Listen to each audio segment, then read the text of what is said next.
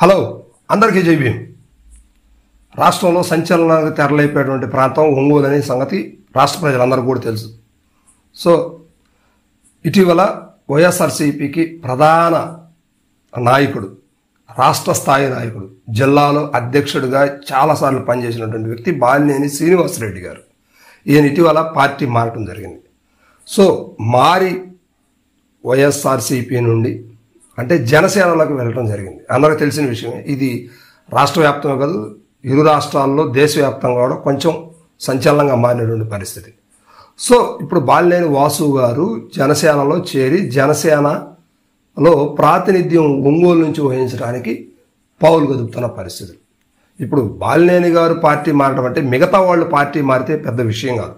బాలినేని గారు అంటే టీడీపీ మీద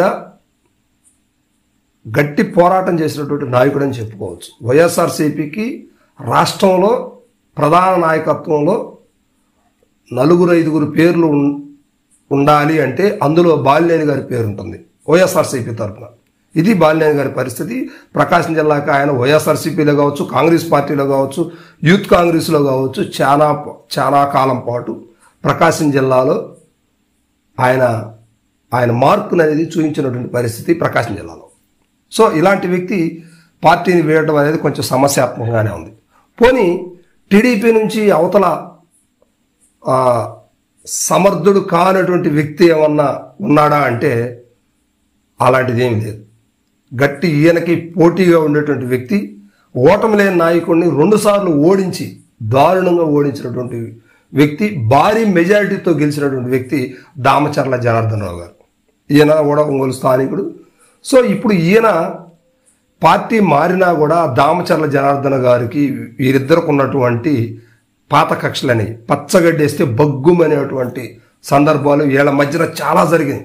వాళ్ళ కార్యకర్తల మీద వీళ్ళు చాలా కేసులు పెట్టున్నారు, వీళ్ళ కార్యకర్తల మీద వాళ్ళు చాలా కేసులు పెట్టున్నారు. ఇలాంటి సమయంలో కూటమిలో బాలినేని వాసు గారు చేరటం అనేది చాలా బాధాకరమైన విషయం. ఇప్పుడు వైఎస్ఆర్సీపీకి నాయకుడు పోయాడనే సమస్య అనేది మారినప్పుడు ఆ 1-2 రోజులు బాధపడ్డారు, కానీ తర్వాత ఇప్పుడు వాసు గారికి పెద్ద సమస్య అయింది. నిజమైన సమస్య టీడీపీ కార్యకర్తలకే వచ్చింది. ఎందుకంటే ఈయన కూటమిలో చేరారంటే పై అధిష్టానం వాసు గారిని కదిలించబాకండి అని చెప్తుంది. మరి అలాంటప్పుడు దామచర్ల జనార్దన్ గారికి ఉన్నటువంటి ఆ పగ, ప్రతీకారం, ఆ బాధన అనేది ఒకే పార్టీలో ఉంటే ఎలా తీరుతుంది? సో ఇది ఇప్పుడు ఆ ప్రధాన చర్చనీయాంశంగా మారినటువంటి పరిస్థితులు అనమాట ఒంగోలు.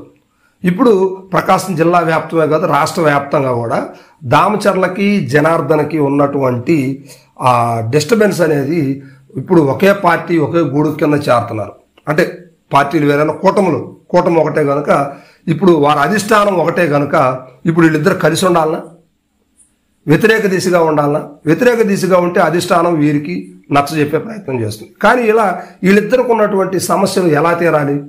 ఎలక్షన్ జరిగి కూడా దగ్గర 2-3 నెలలు కాని పరిస్థితి. ఇలాంటి సమయంలో వాసు గారు పార్టీ మారితే ప్రధాన సమస్య వైఎస్ఆర్సీపీ కాదు, టీడీపీకి జనసేనకే ప్రధాన సమస్య. ఎందుకంటే వాళ్ళందరినీ కూడా భయంకరంగా ఇబ్బందులు పెట్టిన పరిస్థితులు.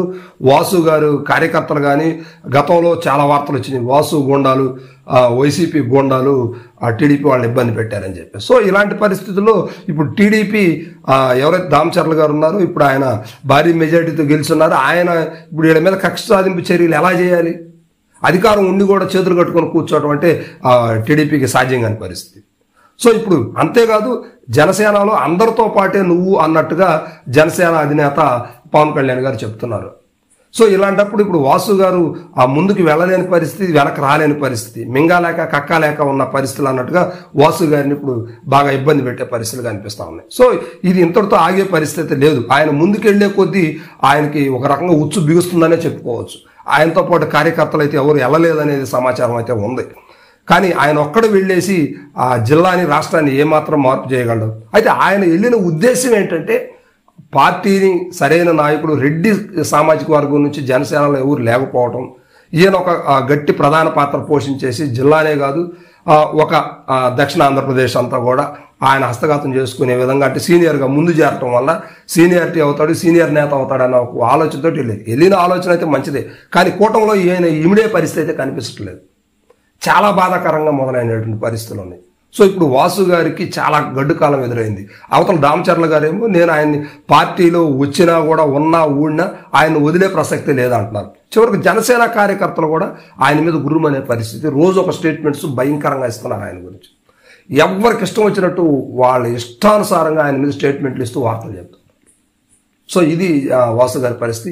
ఇలాంటి పరిస్థితిలో వాసు గారు అక్కడ ఎక్కువ కాలం నిలబడతారైతే మాత్రం నా ఇమాజినేషన్ అయితే మాత్రం ఎక్కువ కాలం నిలబడే పరిస్థితులు అయితే కనిపించేట్టుగా ఏమీ లేదు అక్కడ. సో ఇది ఒంగోలు వాసు గారి పరిస్థితి.